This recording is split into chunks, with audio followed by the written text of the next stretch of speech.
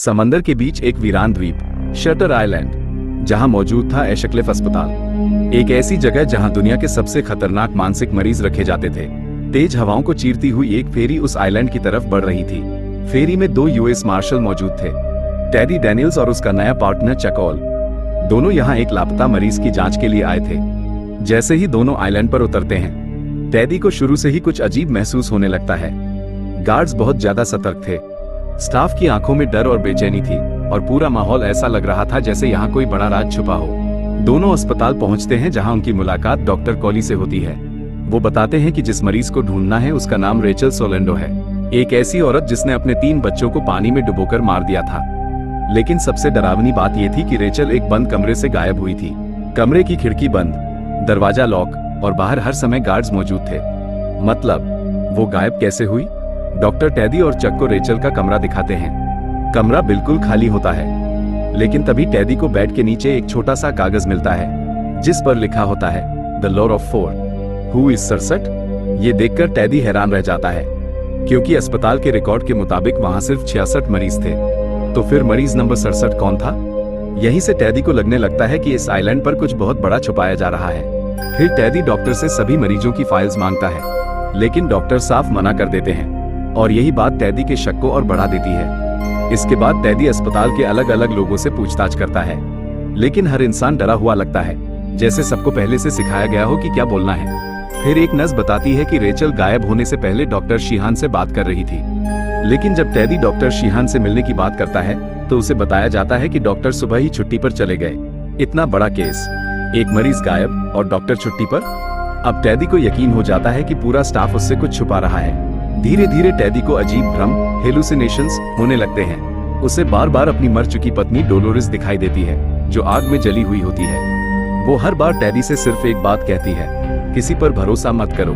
Teddy की हालत बिगड़ने लगती है, उसे तेज सिरदर्द होने लगते हैं, अजीब सपने आने लगते हैं, और उसे महसूस होता है कि ये आइलैंड उसके दिमाग के साथ खेल रहा है। फिर टेडी एक मरीज से मिलता है जिसका नाम मिसेज कर्न्स होता है।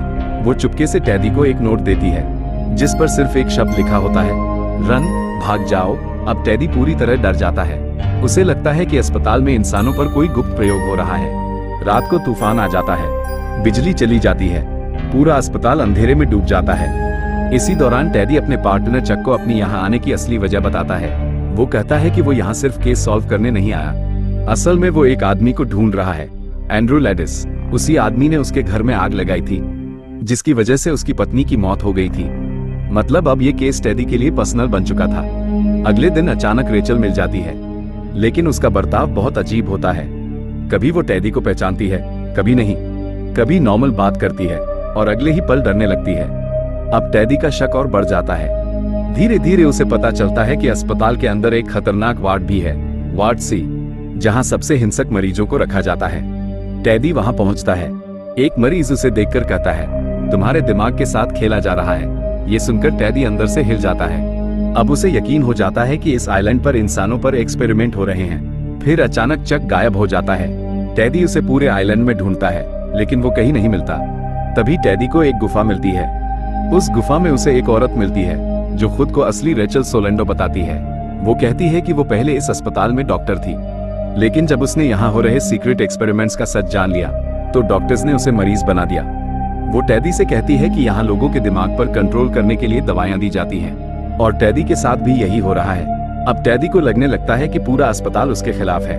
वो फैसला करता है कि सारे जवाब लाइट हाउस में मिलेंगे, क्योंकि उसे लगता है कि वहीं ब्रेन सर्जरी और एक्सपेरिमेंट्स होते हैं। टेडी बंदूक लेकर लाइट हाउस पहुंचता है, लेकिन अंदर जाकर वो हैरान रह जाता है। वहां कोई लैब नहीं होती, कोई एक्सपेरिमेंट नहीं, सिर्फ डॉक्टर कॉली बैठे होते हैं। और फिर आता है फिल्म का सबसे बड़ा ट्विस्ट। डॉक्टर कॉली बताते हैं, टेडी डैनियल्स असल में कोई इंसान है ही नहीं। असलियत में टेडी का नाम एंड्रू लैडिस है, और वही अस्पताल का मरीज नंबर 67 है। ये सुनते ही टेडी का दिमाग हिल जाता है। तभी अंदर चक आता है, लेकिन अब वो चक नहीं होता, वो डॉक्टर शीहान होता है। वो बताता है कि पिछले 2 साल से वही एंड्रू का डॉक्टर था।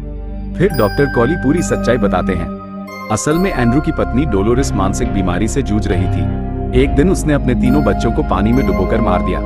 जब एंड्रू घर पहुंचा, उसने अपने बच्चों की लाशें देखी, और उसी सदमे में उसने अपनी पत्नी को गोली मार दी। उस सदमे ने एंड्रू का दिमाग तोड़ दिया। उसने खुद के लिए एक नई पहचान बना ली। US marshal Teddy Daniels. पूरी इन्वेस्टिगेशन, पूरा केस, सब एक थेरेपी थी ताकि एंड्रू सच्चाई को स्वीकार कर सके। डॉक्टर चाहते थे कि वो अपनी असली पहचान याद करे और आखिरकार एंड्रू को सब याद आ जाता है। अगली सुबह वो बिल्कुल नॉर्मल दिखाई देता है। ऐसा लगता है जैसे थेरेपी सफल हो गई हो। लेकिन तभी एंड्रू फिर से खुद को टेडी कहने लगता है। डॉक्टर समझ जाते हैं कि वो फिर अपने भ्रम में लौट चुका है। अब उसका इलाज सिर्फ एक खतरनाक ब्रेन सर्जरी थी। गार्ड्स उसे ले जाने आते हैं और जाते जाते एंड्रू एक लाइन बोलता है जो पूरी फिल्म का सबसे दर्दनाक मोमेंट बन जाती है। वो कहता है, ज्यादा बुरा क्या है, एक राक्षस बनकर जीना या एक अच्छा इंसान बनकर मर जाना। To live as a monster or to die as a good man.